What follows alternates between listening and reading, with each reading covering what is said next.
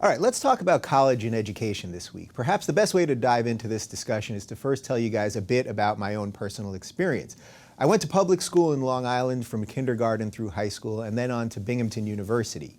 New York actually has a pretty great college system for decades, and since I was a resident, tuition was discounted to just a fraction of what most colleges cost now. I got a solid education at an affordable public school and have used my degree in political science to do exactly what you all tune in to see me do now. It was my education that led me to guiding conversations about important topics with interesting people. I also spent a lot of time in college smoking pot and listening to Fish, but that's another story for another time. This show has been devoted to discussing ideas. That very concept is rooted in a good education in which you can question what you believe. This is the #1 reason to go to college, to learn how to think critically.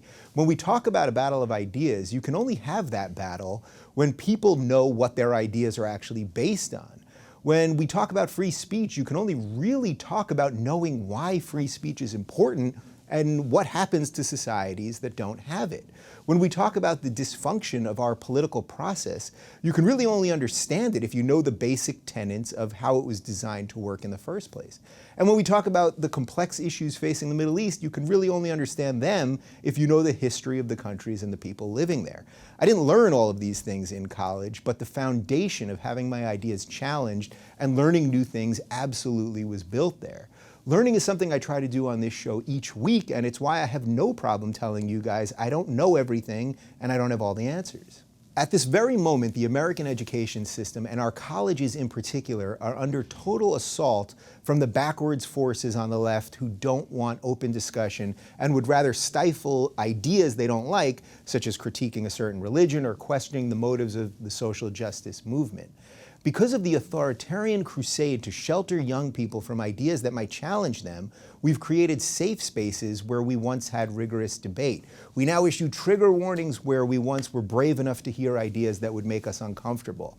The attack on the honest debate has gotten so bad, it is now hard to tell if this intellectual affliction is coming from the students or from the faculty.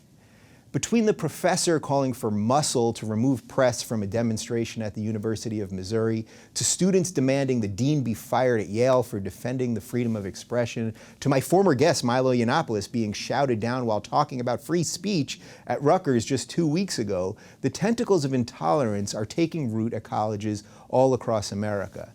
And it's the ideas which take root today that will be the ideas that lead us into the future. That's the real risk here. We must be willing to exercise our free speech more thoughtfully than to only use it to prevent other people from exercising theirs. We have a right to free speech in this country, not a right to not be offended. My guest just last week, Ben Shapiro, just had a speech about conservatism at Cal State University canceled after leftist activists protested his presence on campus. The school president said that Ben would be invited back, but as part of a panel when more diverse views could be heard.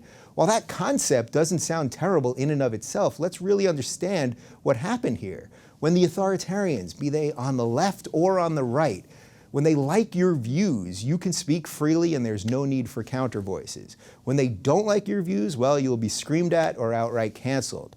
This is dangerous and it's happening more and more every day. I sat here for over an hour with Ben, and although I didn't agree with him on an array of topics, I listened and I learned. From the response we got on the episode, so did many of you, even if all you learned was that you completely disagree with him. That's what conversation's all about. And it's that precious space where you learn to think on your own, which is exactly what the point of higher education is supposed to be. College is the single most important place where ideas must be challenged. As I say all the time, let the battle of ideas happen, and the good ones will eventually win. By slandering opponents, demanding professors be fired, and canceling speaking events, these college kids are unwittingly strengthening ideas that will one day silence them. Eventually, the day will come when they want to say something that's considered unpopular, and they will then be subjected to the same practices that they themselves are propagating right now. The second they leave the safety of their college quad and are hit with the harsh reality of the real world, they'll be ill-prepared to deal with anyone who doesn't share their myopic view of how things should be. To help me dissect this crisis, and that's exactly what it is Professor Gad Saad. Gad is an author, professor, and evolutionary behavioral scientist at the John Molson School of Business at Concordia University in Montreal, Canada. Gad is also a fearless defender of free speech and an outspoken advocate of free expression in an academic climate that doesn't look too kindly on these things these days. We're going to dive deep into what has happened at college campuses all over the world and why free speech must be defended at all costs. Once again, get in your safe space. You've been trigger warned. Let's exercise some of that free speech while we still have it.